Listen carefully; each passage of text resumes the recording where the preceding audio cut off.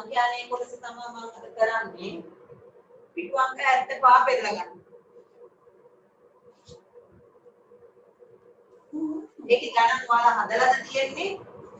එහෙමනම් උත්තර හදලා නැතුව ඇති. ඒ නිසා ඉක්මනට හදාගෙන යමු අපි.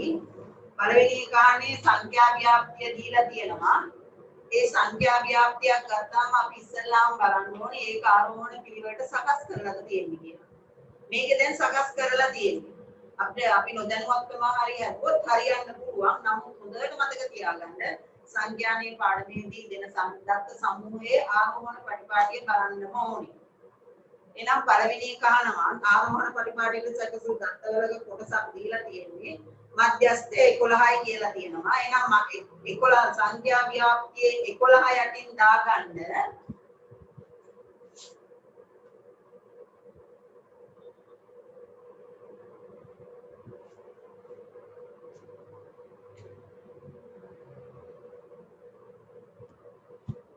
මේ මධ්‍යස්ථය කියන්නේ Q2.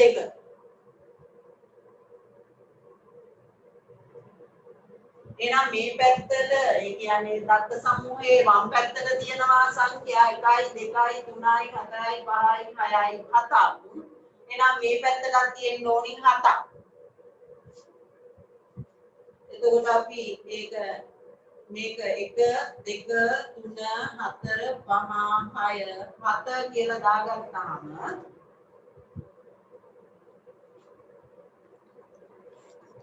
සංඛ්‍යා ව්‍යාප්තිය තියෙන්න ඕනේ ඔක්කොම 16ක් වෙනවා. හරිද?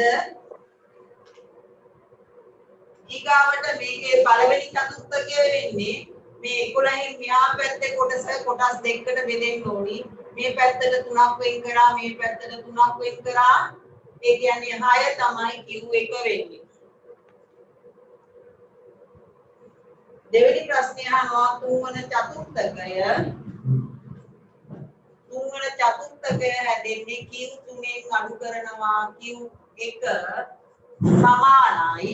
උත්තරේ දීලා තියෙනවා තුන්වෙනි චතුර්ථකයේ කීයයි කියලාද අන්ත චතුර්ථක පරාසය 8යි. මේකේ උත්තරේ 8යි කියලා දීලා තියෙනවා. එතකොට අපිට මේකේ Q1 ලැබෙනවා. Q1 කීයද? මෙතනින් හොයාගත්තා 6. එහෙනම් මේක එහා පැත්තට ගෙනියනවා අඩු කිරීමනේ තියෙන්නේ. අඩු කිරීම තියෙන නිසා ඒක එහා පැත්තට යනකොට එකතු කිරීමක් වෙනවා. ඒ අනුව Q3 සමානයි 14ක් වෙනවා. හරිද? හරි. ඊළඟට දෙවෙනි එක ඒකේ දීලා තියෙනවා සංඛ්‍යා ව්‍යාප්තිය නැත්නම් දත්ත සමූහය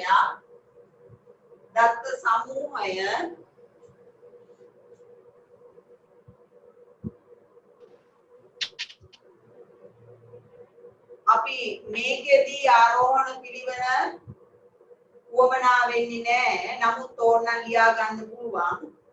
x ඩාගේ තමයි දීලා තියෙන්නේ. මෙම දත් අය ගණන් සමූහයේ මධ්‍යන්නේ කියන්නේ Q2 සමානයි 5යි.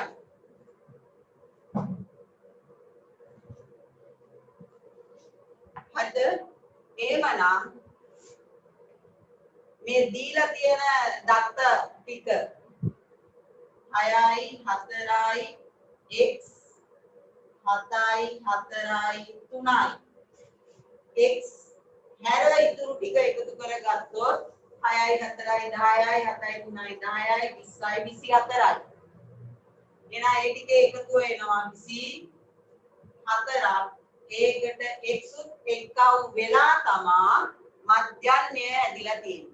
එහෙනම් ඒක බෙදන්න මධ්‍යන්නේ සමානයි 5යි. මේක බෙදෙන්න ඕනේ කීයෙන්ද? දත්ත ගාන කීයක් තියනවද? 1 2 3 4 5 6යි. එහෙනම් මේ මුළු එකතුව බෙදනවා අපි 6. මේක සමාන වෙනවලු පාඩ. එහෙනම් දැන් ඔගේ අරස්කුණිතය දා ගන්නවා 24 ධන x 6 වරක් 5 30යි. x සමානයි 30යි 24 යා පැත්තට යනකොට ඍණ වෙනවා x සමානයි 6යි. හරිද? තුන්වෙනි ගාන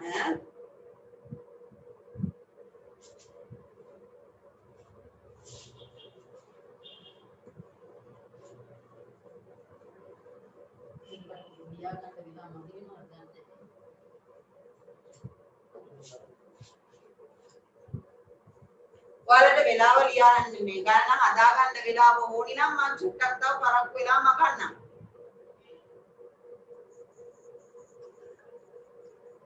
කතා කරන්න.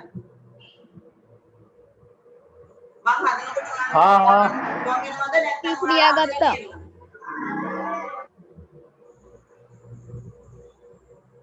හදලා නැති අයට ලියා ගන්න කාලේ ඕනිද?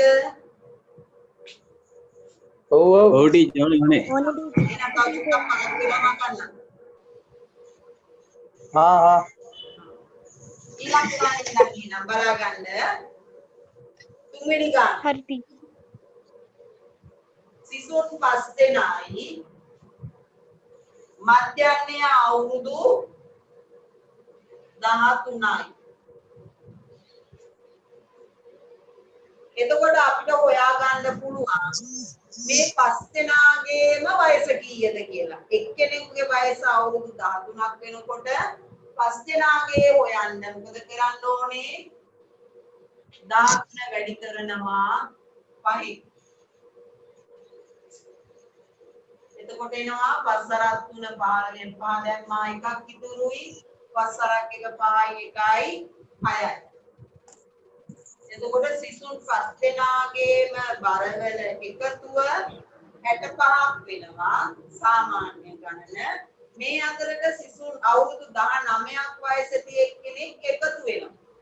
ඒ කියන්නේ මේ බරට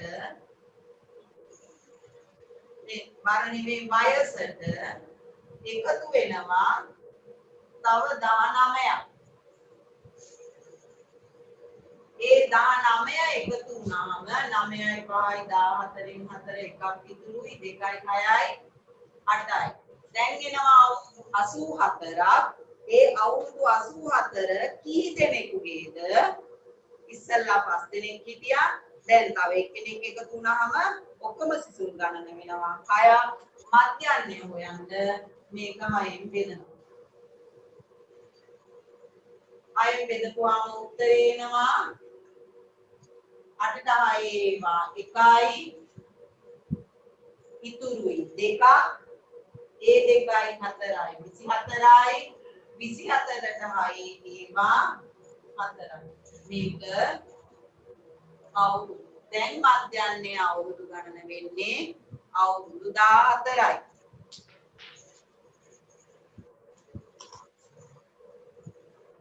හරි ටීචර්.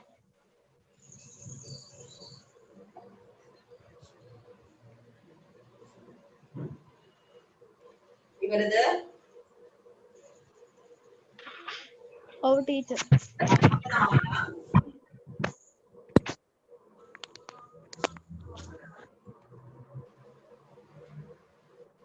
ඊළඟට 4 වෙනි එක දත්ත සමූහයක් දීලා තියෙනවා. 2 ඒවා 2යි 3 ඒවා 2යි 5යි 6යි 7යි 8යි 9යි 11යි 13යි. ඔක්කොම කීයක්ද කියලා ගන්න බලන්න. 2යි 4යි 6යි 8යි 10යි 1යි 11ක් තියනවා දත්ත. දෙවන චතුර්ථකයේ 19 නම් අන්ත චතුර්ථක පරාසය. දෙවන චතුර්ථකය කියන්නේ තුන්වෙනි චතුර්ථකය 19. sorry මෙතන 10 පොඩ්ඩක් වැරදුනා. බලා ගන්න 4 වෙනි ගාන. දත්ත සමූහයේ අන්ත චතුර්ථක පරාසය සොයන්න තියෙන්නේ. එහෙනම් මේකේ දැන් අපි Q2 ඉස්සෙල්ලාම හොයාගෙන ඉමු දෙපැත්තට සමානව බෙදන්න. 1 2 3 4ක් කැපුවා 1 2 3 4ක් කැපුවා තවත් එකක් දෙපැත්තේ වැඩි එහෙනම් මෙන්න එනවා Q2 දැන් වම් පැත්තට බෙදුණු කොටසත් නැවත කොටස් දෙකකට බෙදනවා 1 1 1 2 2 මේක එනවා Q1 මේ වගේ ගණන් වලදී අර සූත්‍රය භාවිතා කර කර කරදර වෙන්න ඕනේ මේක පොඩි දත්ත සමූහයක් නේ තියෙන්නේ ගණනලා ගන්න පුළුවන් එකක් නිසා අපි මේ විදිහට සරල අපි පුංචිම තැනින් කරපුවාම ලේසි අපිට කාලය ඉතුරු කරගත්තා මේකෙත් ඒ වගේම කැපුවා ඔන්න දැන් අපි අන්තර්ජාතික පරාසය හොයා ගන්න ඕනි කරන Q3යි Q1යි හොයාගෙන තියෙනවා. එහෙනම් කොහොමද හොයන්නේ? Q3න් අඩු කරන්න ඕනි Q1. එහෙනම් Q3 කියන්නේ 9යි අඩු කරනවා 3 අන්තර්ජාතික පරාසය හැටියට එනවා 6. තේරුණාද? ගැටලුවක් තියෙනවා නම් කතා කරලා කියන්න. තේරුණා ටීචර්. නම් මකන්නද?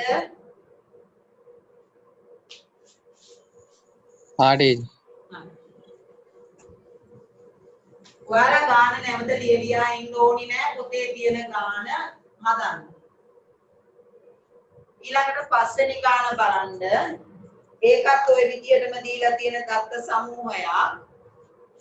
මම ලියන්නම් 7යි 11යි ඒවා 2යි 14 ඒවා 2යි 3යි 16යි 18යි 19යි 23යි 24යි 1 2 3 4යි 5යි 6යි 7යි 8යි 9යි 10යි 11යි හරි නේද? හරි. ඒකෙදි කියන්නේ ඉහත සංඛ්‍යා ව්‍යාප්තියේ දෙවන චතුර්ථකය 19 නම් ඒ කියන්නේ මෙන්න 19 මේක තමයි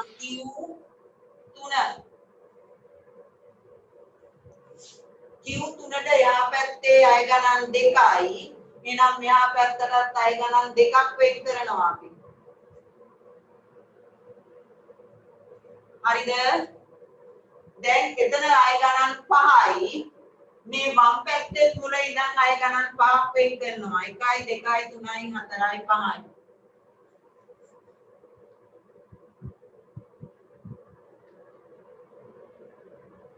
ඔයාලට කියන්න පුළුවන්ද දැන් මත්යන්නේ කීයද කියලා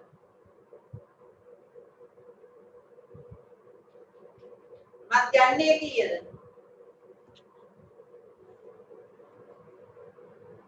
මත්යන්නේ කියන්නේ Q2 14යි 14යි කීවෙනි 14 වෙනි එකද 14 වෙනි ඒවා තුනක් තියෙනවා 3. ආ දෙවෙනි එක නේ දෙක දෙවෙනි එක තුන්වෙනි එක තුන්වෙනි එක. තුන්වෙනි එක මම මේ වෙන් කරලා තියෙන්නේ තුන්වෙනි එක එතකොට මේක තමයි Q3 sorry Q2 දැන් Q1 හොයාගන්නේ කොහමද දෙක Q2 මුලට වෙලා තියෙනවා අය ගණන් 5 එහෙනම් ඒකට දෙපැත්තට සමානව අයින් කරපුවාම මේක තමයි Q1 අපෙන් අහන්නේ මොකද්ද අන්තර් චතුර්ථක පරාසය මුලදි වගේම Q3 අඩු කිරීම Q1 Q3 දීලා තියෙනවා 19යි කියලා Q1 හොයාගත්තා 11යි කියලා එහෙනම් 19න් 11ක් අඩු වුණාම 8යි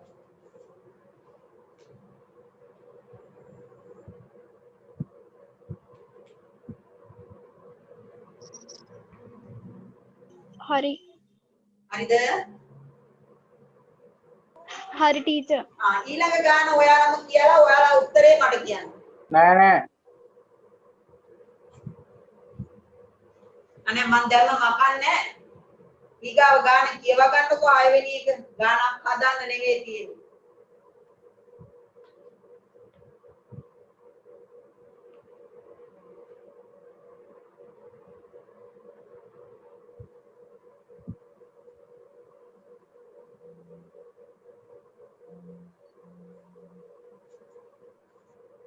හරිද? මොකක්ද එන්නේ? 1ද 2ද 3ද 4ද උත්තරේ?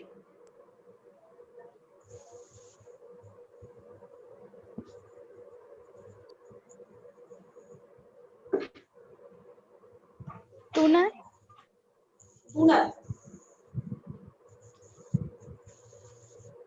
බලන්න පළවෙනි එක නගර දෙකක් අතර දුර කියපුවාම අපිට හැම වෙලාවෙම එනමද පූර්ණ සංඛ්‍යා වලින් අපි හිතමු කිලෝමීටර් කියලා. හරියටම කිලෝමීටර් 5යි. කිලෝමීටර් 10යි. එහෙම නැත්නම් 100යි. එහෙම එන්නේ නැහනේ. ඒවයේ එනවා ගණන් දශමත් එක්ක. 5.2 එන්න පුළුවන්. ඕනම සංඛ්‍යාවක එතනදී මේ දුර දශම ගාණක් එන්න පුළුවන්. ඊළඟ දෙවෙනි එකේ තියෙන්නේ පරිසර උෂ්ණත්වය. පරිසර උෂ්ණත්වයත් හැම වෙලේම මේ සම්පූර්ණ ගාණක් නොවි තියෙන්න පුළුවන්. ඒක නිශ්චිතවම සම්පූර්ණ ගාණක් කියලා. ඒක දශම වලින් අගයන් එන්න පුළුවන්. නේද? එක. තුන්වෙනි එකත් වැඩක් නිම කිරීමට ගතවන කාලය හරියටම පැය 10යිද පැය 24යිද කියලා ඒකත් එක්කත් හරියටම 4 සංඛ්‍යා වලින් අපි කියන පැය 2මාරයි කියලා කියනවානේ. එහෙම නැත්නම් 2:45ක් කියලා කියනවානේ. එතකොට ඒක වෙනස් වෙනවා. කියන්නේ දශම ගණන් වලින් එන්න පුළුවන්, භාග ගණන් වලින් එන්න පුළුවන්. විවිධ දත්ත කියන්නේ මේ විදිහට නෙවෙයි. දශම හැර පූර්ණ සංඛ්‍යා වලින් විතරක් එන ඒවා. එතකොට පාසලක ශිෂ්‍ය සංඛ්‍යාව දශම වලින් කියන්න පුළුවන් අපිට. ඒ ඉස්කෝලේ ඉන්නේ ළමයි 100.5යි කියලා. ඒක කියන්න බෑනේ.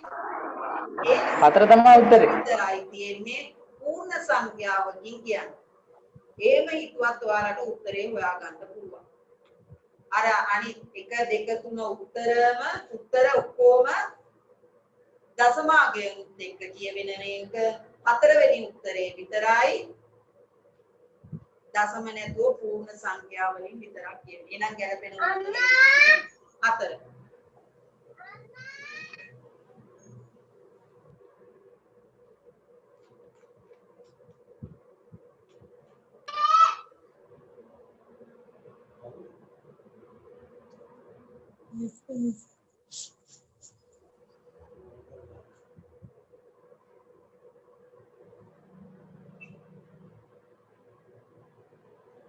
ඊළඟට බලා ගන්න 7 වෙනි ගාන.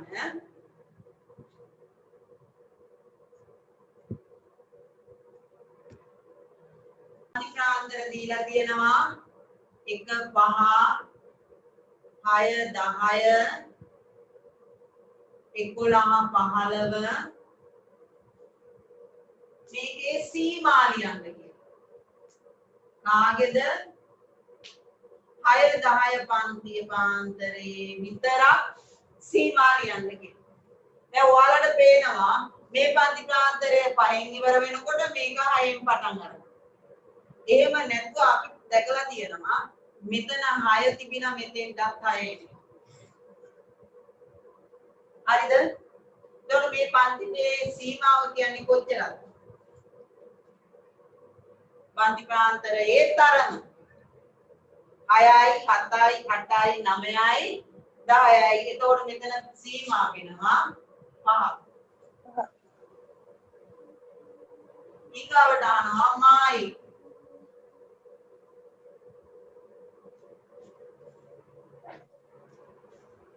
මේකට වඩා දශම 5ක් අඩුවෙන් ගන්න ඕනේ. ඒ කියන්නේ 6ට වඩා දශම 5යි 5.5යි ඊගාවට එනවා ඊළඟ එක දශම 5 වැඩි 10.5යි. සීමා හා මායින් දෙක ඔන්න මතක තියාගන්න.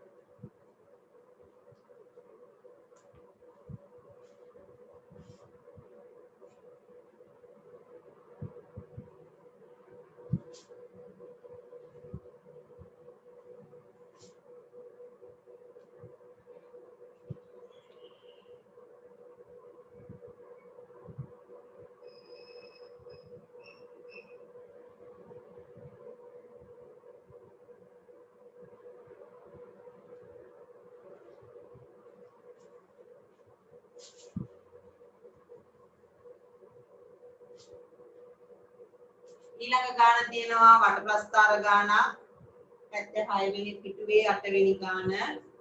ගොවි මහතුන් 180යි. ඔක්කොම ඉන්නවා මෙතන 180ක්.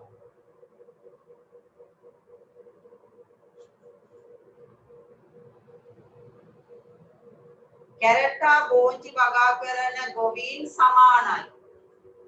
මෙතන කැරට් මේ බෝංචි ඒ දෙක සමානයි.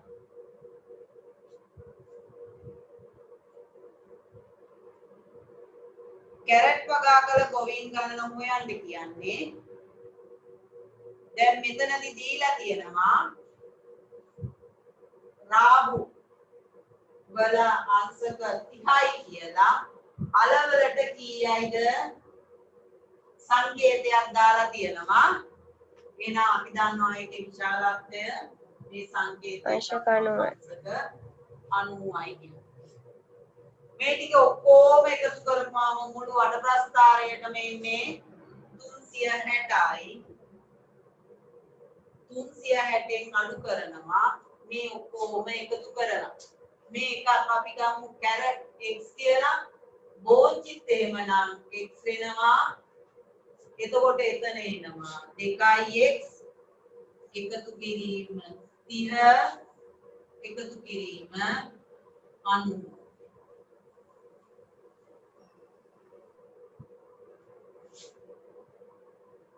360යි අඩු කරනවා 2x ධන 120ක්.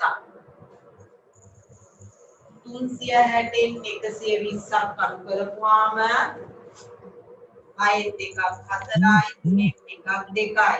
මේක සමාන වෙන්නේ 2x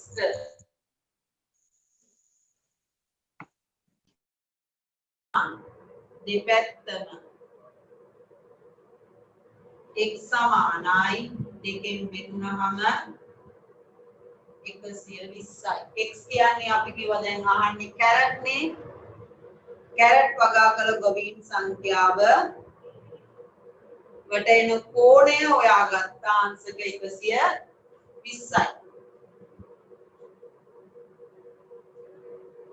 ගොවීන් ගණන හොයන්න ඕනේ අපි.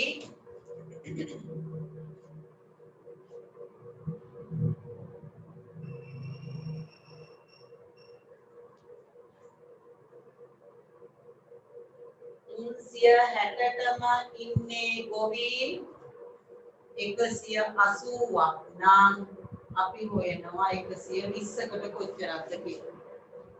සුළු කරගන්න බිඳුවට බිඳුවයි 12ක් 1යි 12ක් 3යි 3ක් 1යි 18ට 3 ඒවා 6යි 60යි.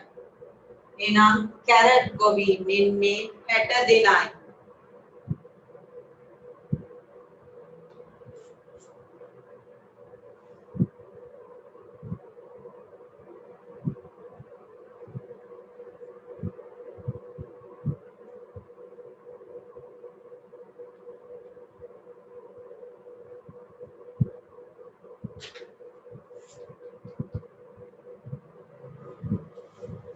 හරිද?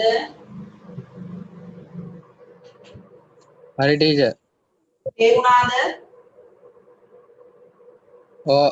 ප්‍රශ්නයක් තියෙනවා නම් කියන්න කතා කරලා. අදාගෙන ඉන්න නෑ. මම ගන්නම්. හා ටීචර්. teacher.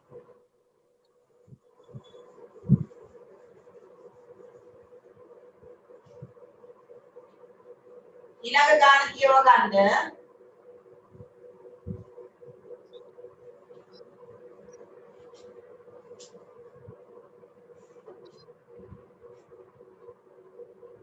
ඊගාවට දීලා තියෙනවා ළමයි සංඛ්‍යාවයි යාළගේ ලකුණුයි පිළිබඳව මොන ප්‍රස්ථාරයක්ද? තීර ප්‍රස්ථාරයක් දීලා තියෙනවා.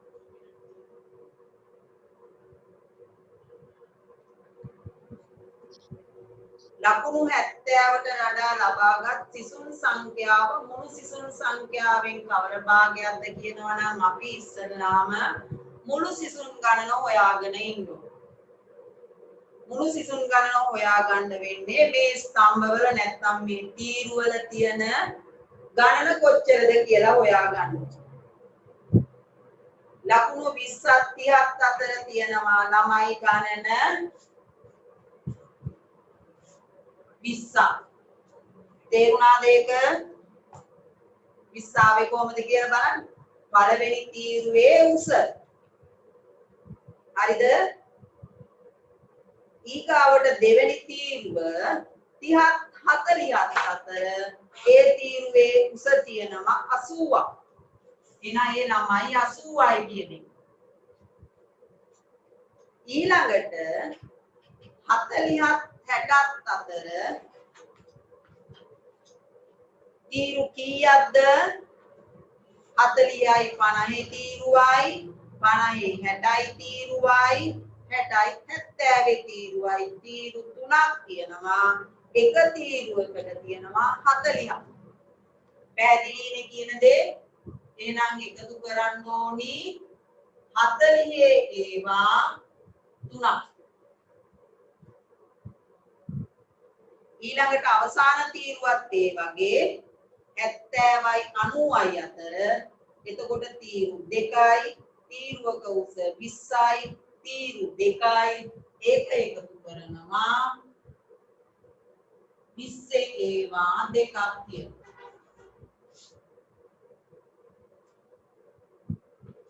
හරිනේ? දැන් බලන්න අපි හදලා 80යි 40 ඒවා තුනක් 120යි 20 ඒවා දෙකක් 40යි මුළු සිසුන් ගණන එනවා 100යි 0.0.0යි 4යි 6යි 8යි 14යි 16යි 9 එකක් ඉතුරුයි මුළු සිසුන් ගණන එනවා 260ක්. ඊගාවට 70ට වැඩි කියන්නේ අවසාන තීරුව ඒ කියන්නේ මෙන්න මේක. එතන ඉන්නවා ළමයි කී දෙනෙක්ද? 40ක්. එහෙනම් 260ක් මුළු ළමයි ගාන 70ට වැඩි වෙන්නේ 40යි. කවර භාගයක්ද කියලා අහන්නේ අඩුතරමින් කොතෙන්ටවත් කරලා තියෙනවා නම් ඇති අපිට මේක තව උනම් සරල කරගන්න පුළුවන්. 26යි 4යි තවත් සරල කරලා දෙකෙන් බෙදපුවාම 2යි 13යි 13ට 2යි කියලා ගන්නත් පුළුවන්. ඒ නැත්නම් මෙතනින් හෝ නතර කරගන්න ඕන.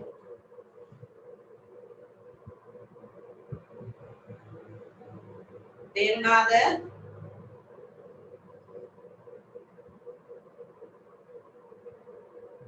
ඔයාලට ඔය ස්තම්භ ප්‍රස්ථාරයේ 70යි 90යි අතර උස හොයාගන්න බැයි නම් ඒ ඉර දිගේ මේ සිසුන් සංඛ්‍යාව ලකුණු කරලා තියෙන තැනට ඉරක් ඇද ගන්න. එතකොට සිසුන් සංඛ්‍යාව අර ගන්න පුළුවන්. 20යි කියන්නේ.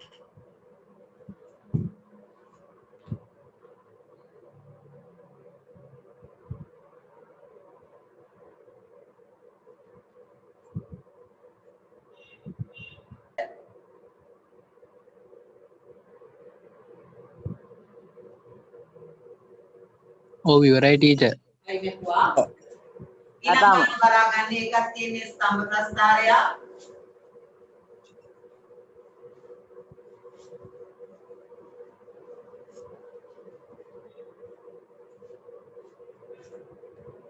මේක තියෙන්නේ කාලය පිළිබඳව ධාවන තරංගයේ නිම කළ තරංග කරුවන් ගණන සොයන්න. අරගේ අපි ඉස්සල්ලා එකේ හේරුවානේ සිසුන් ගණන. ඒ විදිහම එහෙමනම් මොකද කරන්න ඕනේ? එක එක ස්තම්භවල උස ගණන් එකතු කරගන්න. පළවෙනි ස්තම්භය 18ත් 20ක් කියන්නේ මිනිත්තු 18යි 20යි අතර නිම කරපු තරඟකරුවන් දෙන්නයි. තේරුණාද? දෙකයි. ඊගාවට දෙවෙනි තීරුවට තත්පර 20ක් 22ක් අතරට එක තීරුවක් වෙන් වෙනවා. ඊගාට 22ක් 24ක් අතරට තව තීරුවක් වෙනවා. එතකොට මෙතන තීරු දෙකක් තියෙනවා. ඒ දෙකේම උස 4 ඒවා. එහෙනම් අපි ඒකට එකතු කරනකොට 4 ඒවා දෙකක් ගන්න ඕනේ. 24 26ට තියෙනවා තරඟකරුවන් ගණන 8ක්. 26 28ට ඉන්නවා තරඟකරුවන් 6ක්. ඊගාට 28 34ට ඉන්නවා තරඟකරුවන් 2ක්. excuse me teacher ඔය ටීචර් කිවෙන ප්‍රශ්නේ 1 2 3 4යි 5යි. මොකද්ද? ටීචර් කිවෙන ප්‍රශ්නේද මේ 10 වෙනි එක. ටීචර් ඉස්සෙල්ලා හැදුවේ 9 වෙනි එක.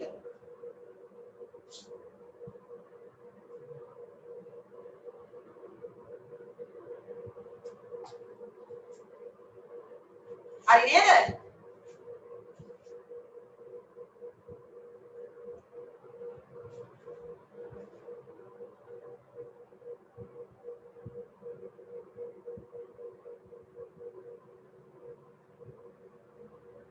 එකතු කරගන්න පුළුවන් නේද? 2යි 4 වරක් 2 8යි 8යි 6යි 2යි.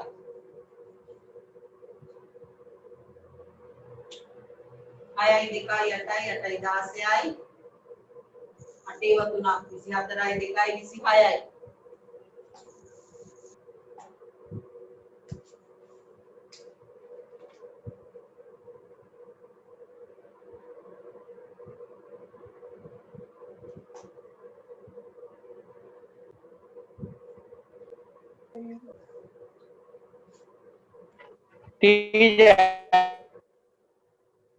ටීචර් අහින්නේ නෑනේ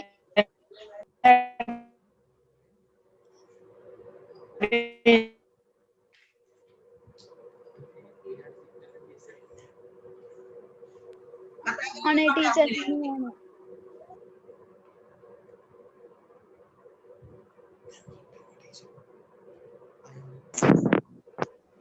ගැටලුවක්ද මේකේ? අය 10 වෙනි ගානේ ගැටලුවක් නෑනේ. 11 වෙනි ගාන බලා ගන්න. වකුව දීලා තියෙන්නේ අපිට පුරුදු විදිහට fx දීලා තියෙනවා fx වකුව දීලා තියෙනවා. මේ වකුව මතකයි නේද දැන්? පන්තිපාන්තරයට අදාළ අය ගණන 15 2යි ඊගාවට සංඛ්‍යාතයේ 15ක් තියෙනවා f තීරුවයි x තීරුවයි ගුණ කරපුවාම තමයි fx තීරුව ඇදලා තියෙන්නේ. ඒ කියන්නේ දෙවරක් 15 30යි හතර වරක් 25 30යි ඒ පිළිවෙලට තමයි fx තීරුව ඇදලා තියෙන්නේ. අපි මේ ගණනින් හොයන්න කියන්නේ මධ්‍යන්නේ. මධ්‍යන්නේ හොයන්නේ කොහොමද? සිග්මා fx බෙදීම මතක නැතුව ඇති දැන් සූත්‍ර සිග්මා fx කියන්නේ fx තීරුවේ මුළු එකතුව. කීයක් දීලා තියෙනවද? fx තීරුවේ දීලා තියෙනවා 720යි කියනවා.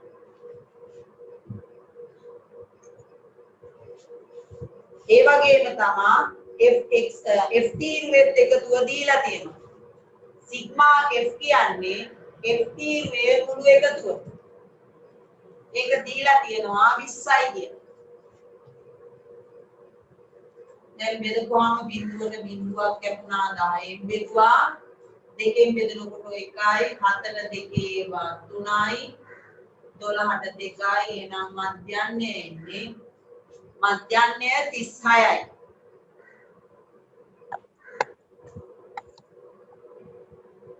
හරිද? ලියා ගන්න ඒවා ටිකක් ඉක්මන් කරලා ලියා ගන්න.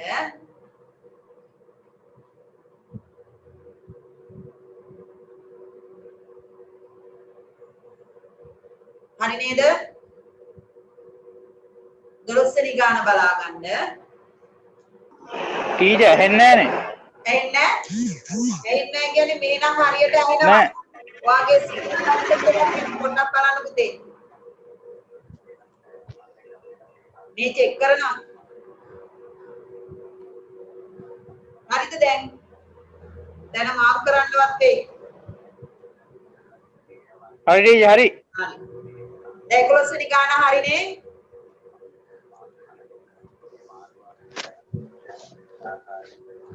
හරි ටීචර්. 12 වෙනි ගාන බලන්න. උපකල්පිත මධ්‍යන්නේ 85යි. අපගමනවල මධ්‍යන්නේ ඍණ 3යි. මතකද උපකල්පිත මධ්‍යන්නයෙන් අපි අපගමන යන්නේ වුණා සංඛ්‍යා ව්‍යාප්තිය දුන්නාම D කියලා තීරුවක් හැදුවා. ඒ D තීරුවේ එකතුව අරගෙන තමයි මේ අපගමන මධ්‍යන්නය හොයලා තියෙන්නේ. එතකොට උපකල්පිත මධ්‍යන්නයත් එක්ක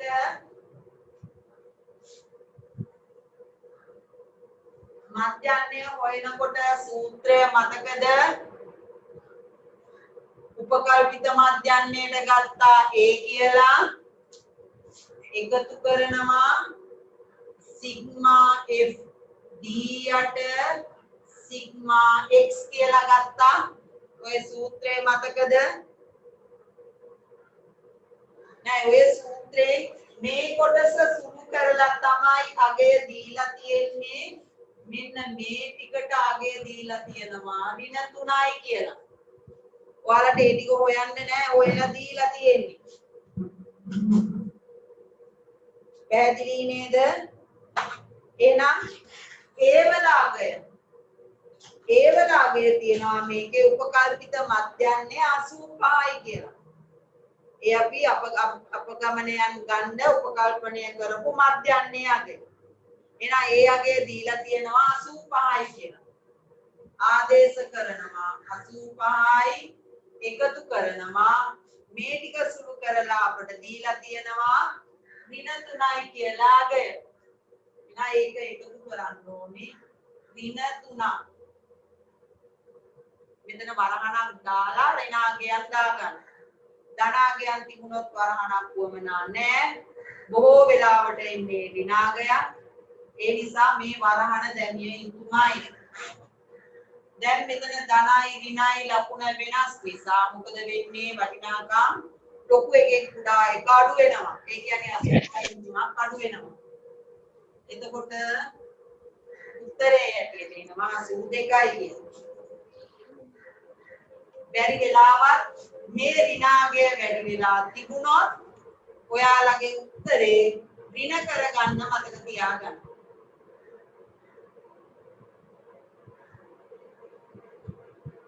හරි නේද?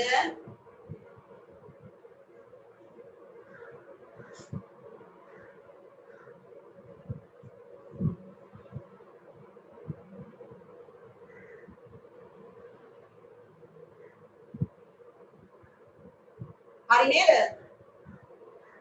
ඊළඟ ගානට යන්නද මම? හරි. එහෙනම් 13 වෙනි ගාන. ඒකෙත් දීලා තියෙනවා උපකල්පිත මධ්‍යන්නේ 35.5යි. දත්ත සමූහයක අපගමනවල මධ්‍යන්නේ ඍණ 4.5යි. මේ සූත්‍රයමයි මේ ටික සුළු කරලා දීලා තියෙනවා ඒ ඍණ 4.5.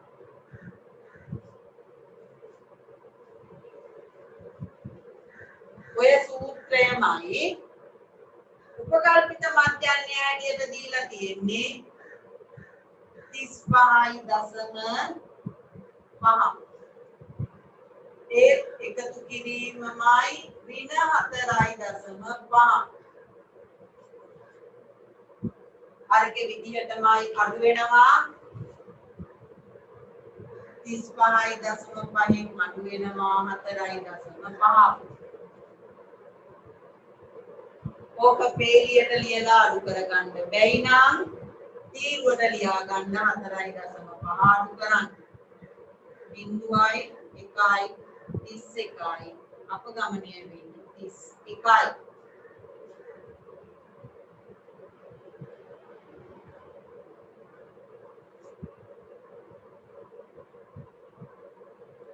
පැහැදිලි නේද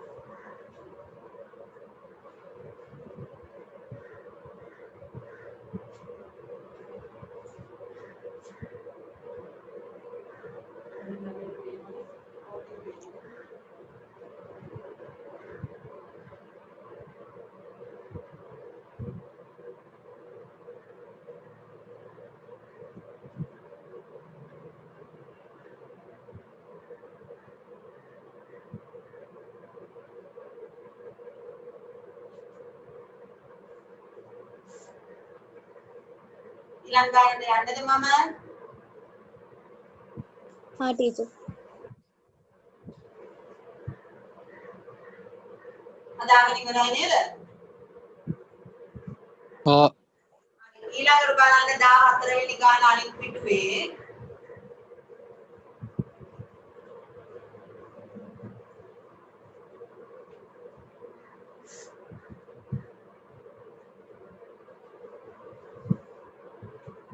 වඩ ප්‍රස්ථාරයක් දීලා තියෙනවා අයිස්ක්‍රීම් විකුණලා තියෙනවලු 480ක් අයිස්ක්‍රීම් වර්ග 4යි ඒ වර්ග 4 තමයි A B C D කියලා තියෙන්නේ එතකොට A කියන අයිස්ක්‍රීම් වර්ගයට සමානව වඩ ප්‍රස්ථාරයේ අංශක කීයක් වෙනවද මේ ලකුණ නිසා අපි දන්නවා අංශක 90යි කියන්නේ තේරුණාද එතනින් ඊගාට මුළු අයිස්ක්‍රීම් ගණන 480යි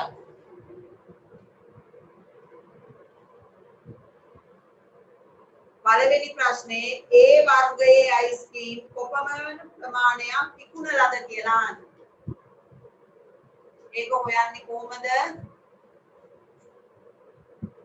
මුළු වඩ ප්‍රස්ථාරයටම අංශක තියෙන්නේ 360යි ඒකෙන් අයිස්ක්‍රීම් වලට වෙන් වෙලා තියෙනවා අංශක 90ක්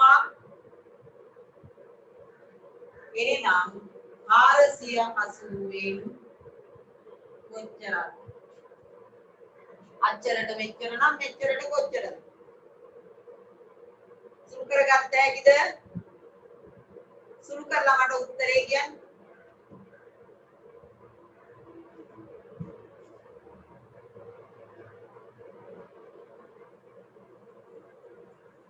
එකසිය 20යි 120යි එහෙනම් A කියන කොටේ ලකුණු කරගන්න අයිස්ක්‍රීම් 120යි අංශක 90යි ඔය තොරතුරු හොයා ගන්න තොරතුරු ලකුණු කරපුවාම ඉදිරියට යන්න ලේසි 120 හරි කොහොමද එන්නේ බිඳුවට බිඳුව කැපුණා මෙතන කොහොම හරි සුළු කරලා ගත්තට කමක් නැහැ අපි මේ බිඳුවට මේ බිඳුව සුළු කරපුවාම ලේසි 9ට 1යි 30ට 4යි 4ට 1යි 4ට 1යි 8ට 2යි බිඳුවයි 120යි දෙවෙනි ප්‍රශ්නය අහනවා B වර්ගයේ අයිස්ක්‍රීම් ප්‍රමාණය 72යි. එහෙනම් මෙතෙන්ට එනවා 72ක්.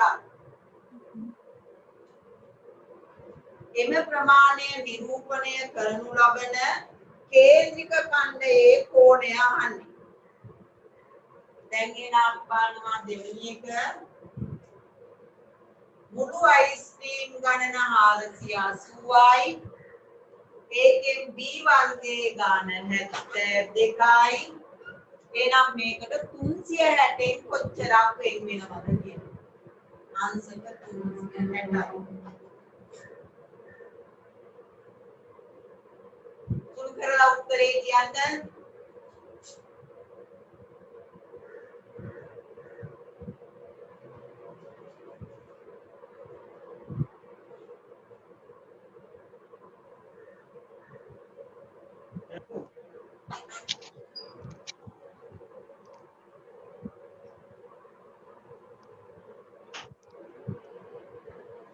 උත්තරේ සුළු කරලා කියන්න.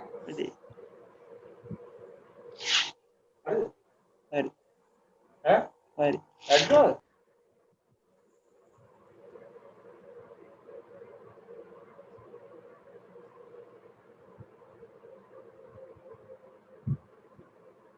කීයක් 54යි. ආ 54යි. 54යි. පංසක ලකුණු කරලාද බලන්න. ඔව්. එහෙනම් හරි. මෙතන සුළු කරපුවාම මේ අංශක ලකුණ තියෙන්න ඕනේ. මේ 120ට එහෙම අංශක ලකුණක් නෑ. හැබැයි 54ට අංශක ලකුණ තියෙන්න ඕනේ. සුළු වෙන්නේ කොහමද? බිඳුවට බිඳුවයි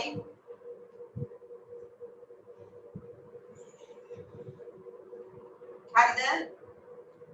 4ෙන් බෙදුවොත් 9යි 4ට 1යි 8ට 2යි 12 අරක් 1යි 12 අරක් 6යි 9 අරක් 54යි. සුළු කිරීම කරන්න ඕනි. ඔතනම වෙන කොහෙවත් සුළු කිරීම කරලා උත්තරේ විතරක් දාන්න එපා. පැහැදිලි නේද කියන දේ? මේ සුළු කිරීම සියල්ල මේ ගාන හදන තැනම සිදු විය යුතුයි.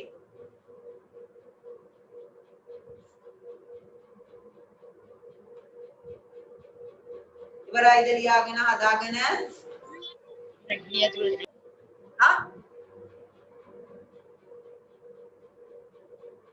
ඔයාලා හැම වෙලේම ගාන ලියාගෙන විතරක් තියන්න එපා. සුළු කිරීම ටික කරගන්න.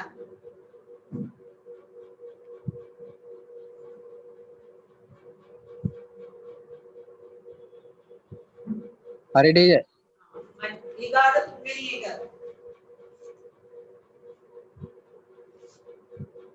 එතකොට අපිට මේකක් ලියාගත්ත හැකි. B වර්ගයේ අයිස්ක්‍රීම් වලට අංශක ගාන අංශක 54යි කියලා.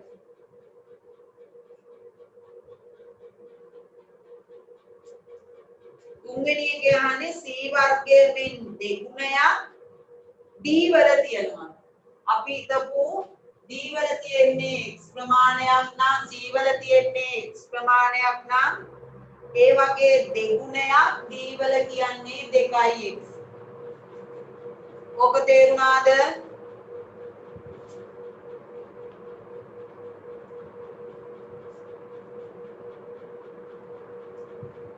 ඔක තේරුණාද?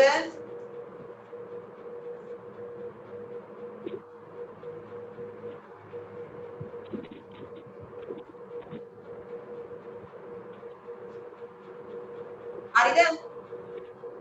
හරි ටීචර්. දැන් මේ දීලා තියෙන කෝණ දෙකේ අපි දන්න කෝණ දෙකේ එකතුවක් දෙක කීයද? ඒ කියන්නේ 90යි 54යි එකතු කරපුවාම මෙතෙන් දෙනවා 90 එකතු කිරීම 54 කීයක් එනවද? 144යි. 144යි. ඒ කියන්නේ මේ ටික 144යි මේ ඔක්කොම 360යි. එහෙනම් මේ ටික කීයක් වෙයිද කියලා කොහොමද හොයාගන්නේ?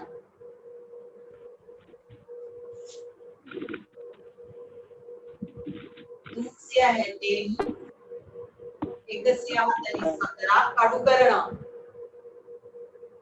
තේරුණාද ඒක? එතකොට කීයද? අඩු වුණාම බිඳුවෙන් 4ක් 6යි 5න් 4ක් 1යි 3න් 1ක්. ඒ කියන්නේ C වලටයි D වලටයි කෝණයේ විශාලත්වය එනවා අංශක 216ක්. පැහැදිලිද? පැහැදිලිද? ඔව් හරි ටීචර්. හරි නේද? එහෙනම් මම මේක කරුවා පොඩ්ඩක් ඒ ටික. දැන් 216ක් වෙන්නේ මේ ටික. ඒ කියන්නේ C ටයි D ටයි 216යි. මේකේ විශාලත්වය C වල x කියලා ගත්තොත් D වල එනවා 2x. මේ දෙකේ එකතුව එනවා 2x ධන x ඔය දෙකේ එකතුව සමාන වෙනවා අපි මේ හොයාගත්ත අගයට. ඒ කියන්නේ 216ට. එකතු කරා 3x සමානයි 216යි. 3ෙන් බෙදුවා අනිත් පැත්තත් 3ෙන් බෙදුවා මෙතෙන්ට එනවා x 3ෙන් බෙදුනාම 21ට 7යි 6ට 2යි x වලට එනවා ආන්සර් එක 72ක්. ලියාගත්ත හැකි මෙතන ආන්සර් එක 72යි නම් මෙතෙන්ට ඒ වගේ දෙගුණයක්. අපෙන් අහන්නේ C වර්ගයට අදාළ කේන්ද්‍රික කණ්ඩේ කෝණයනේ. එහෙනම් එනවා C වලට මේක ලියන්න ඕනි. උත්තරේ CIC නැත්නම් ලකුණු නැත. ආන්සර් එක 72යි කියනවා.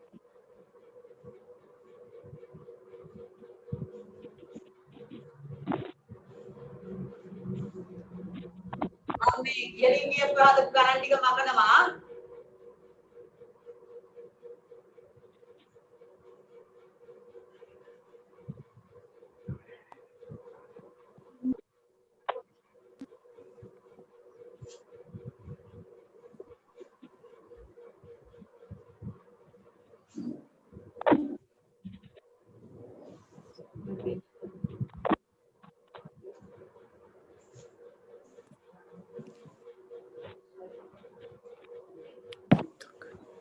හතරවෙනි කොටස බලා ගන්න. AIC එකක මිල රුපියල් 30යි.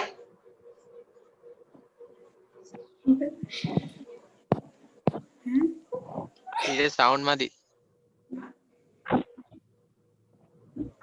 A වර්ගයේ අයිස්ක්‍රීම් එකක මිල රුපියල් 30ක් වූ අතර A හා B වර්ගයේ අයිස්ක්‍රීමෙන් විකිණන ලද ආදායම සමාන නම් බලන්න A වර්ගයේ අයිස්ක්‍රීම් වල ආදායම කොච්චරක්ද එන්නේ? අයිස්ක්‍රීම් විකුණලා තියෙනවා කොච්චරක්ද?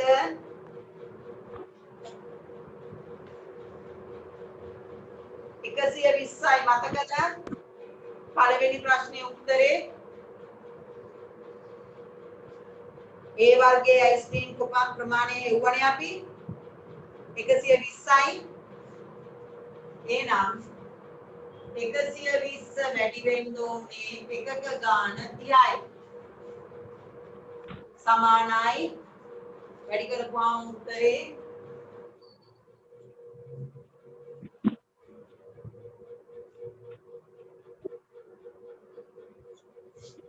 बिंदु 2යි 12 36යි. ඒ වල ආදායම තියෙනවා 3600ක්. A හා B වර්ගයේ අයිස්ක්‍රීම් විකිණීමෙන් ලද ආදායම් සමාන නම් එහෙනම් A වලටයි B වලටත් එනවා A සමානම 3600ක්.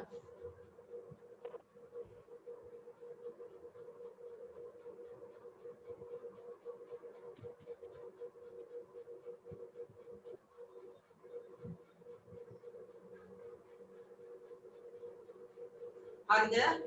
එතකොට දෙකේම එකතු ආදායම 7200යි. ඉතරනේ. හරි ටීචර්. හරි.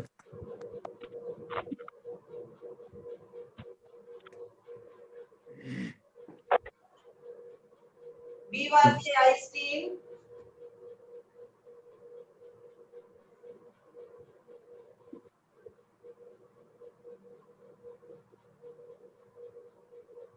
ප්‍රමාණය කොච්චරද? දෙවෙනි ගැටලුවේ දීලා තියෙනවා. විකුණන ලද B වර්ගයේ අයිස්ක්‍රීම් ප්‍රමාණය 2යි. එනම් බෙදන්න දැන්.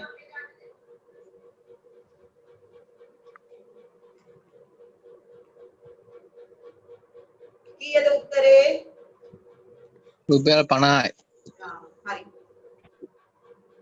ඒ කියන්නේ මෙතන එකතුව ගන්න ඕනේ නැහැ 3672න් බෙදෙනවා.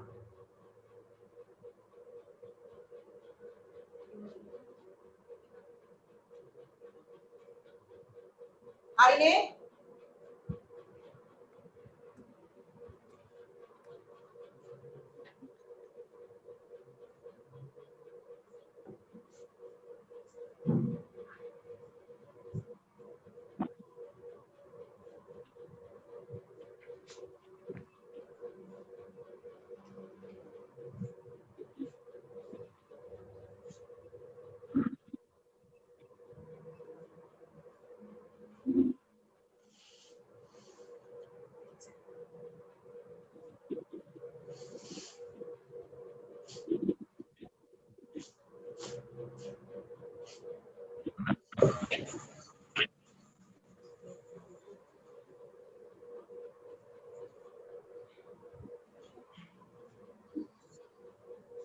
හරිද ඊළඟ කාණ්ඩය යන්න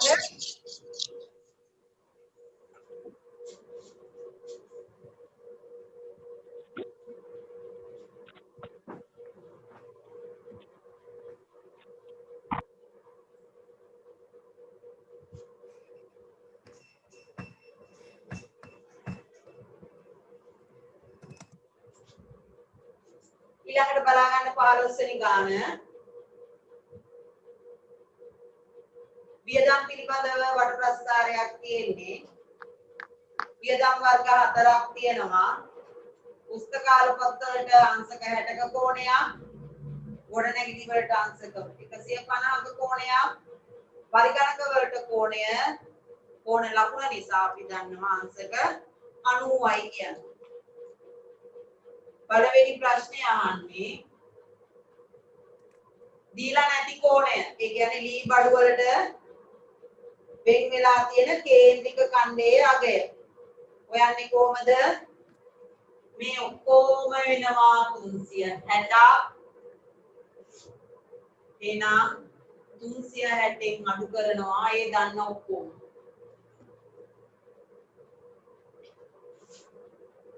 හැටයි 150යි 90යි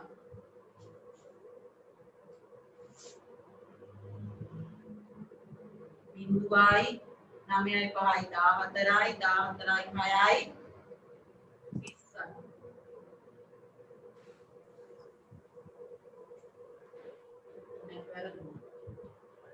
9යි 5යි 14යි 6යි 20 බිඳුව දෙකක් ඉතුරුයි 2යි 1යි 300යි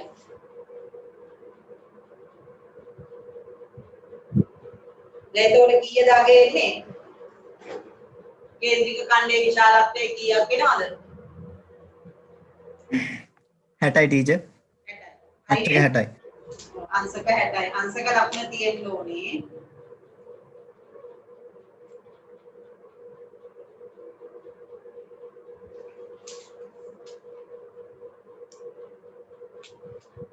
ඊගාවට දෙවෙනි කොටස පරිගණකයේ වටිනාකම 60000යි එනම් පරිගණකයේ ඉන්නේ කොතෙන්ටද අංශක 90 මෙතෙන්ට එනවා 60000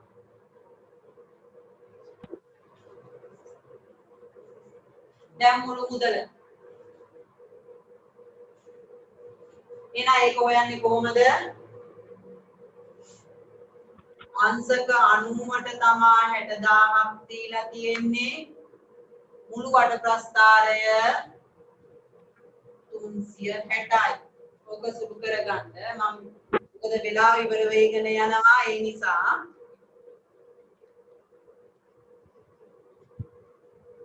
ඊළඟ තුන්වෙනි කොටසත් ඉක්මනින් කියනවා ගාන ඉවර කරන්න ලී බඩු වලට ප්‍රමාණවත් නොවන නිසා තව 10000ක් දීලා තියෙනවා ඒ කියන්නේ 60000ට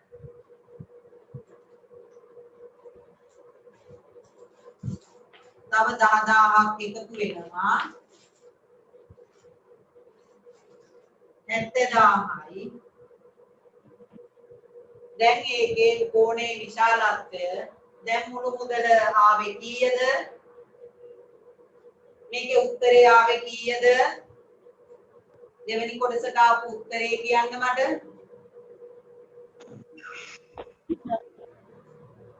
දෙලක්ෂ 40000යි. 2,40,000යි. 2,40,000ට දැන් අලුතෙන් 10,000ක් එකතු වුණාම 10,000ක්